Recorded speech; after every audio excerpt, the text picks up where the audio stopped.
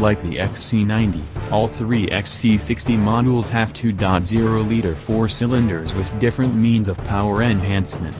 While they can seem out of place in the bigger, heavier XC90, their sound and power delivery play much better in the XC60 segment that's almost entirely powered by engines of equal cylinder count.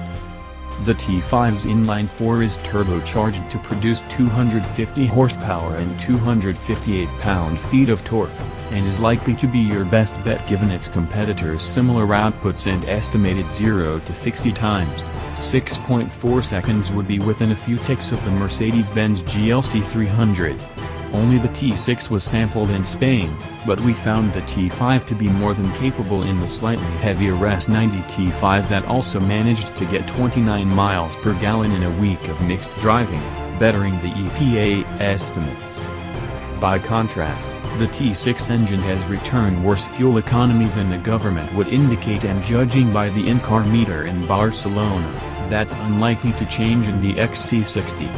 The T6 has a turbo and supercharger, with the former working all the time and the latter working up to about 3,500 revolutions per minute to provide a deeper well of low-end power. You can actually hear it whine a bit. The combo is certainly effective, producing 316 horsepower and 295 pounds-to-foot of torque, and sending the XC60 to 60 miles per hour in an estimated 5.6 seconds. That would theoretically be on par with a Porsche Macan S and BMW X3 xDrive 35i, but it never feels that quick.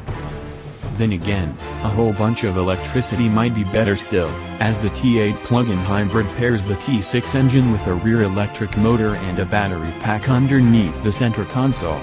Its total system output is 400 horsepower and about 470 pounds-to-foot of torque, good for an estimated 0-60 time of 4.9 seconds.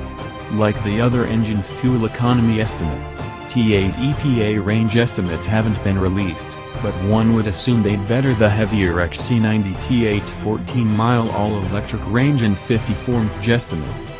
Apart from the T8, though, the XC60's engines are roughly the same as the previous models. The same cannot be said about its size. Mark II gains 2.4 inches in overall length and 3.9 inches of wheelbase, but loses 1.6 inches of height to create a longer, lower and more elegant profile. Ground clearance is down from 9.1 inches, but the remaining 8.5 is more than most offer. Sadly, that lower height does chew into overall cargo capacity. Although dimensions from floor to seatback are within a cubic foot from generation to generation, total cargo capacity has been reduced to 63.3 cubic feet from 67.4.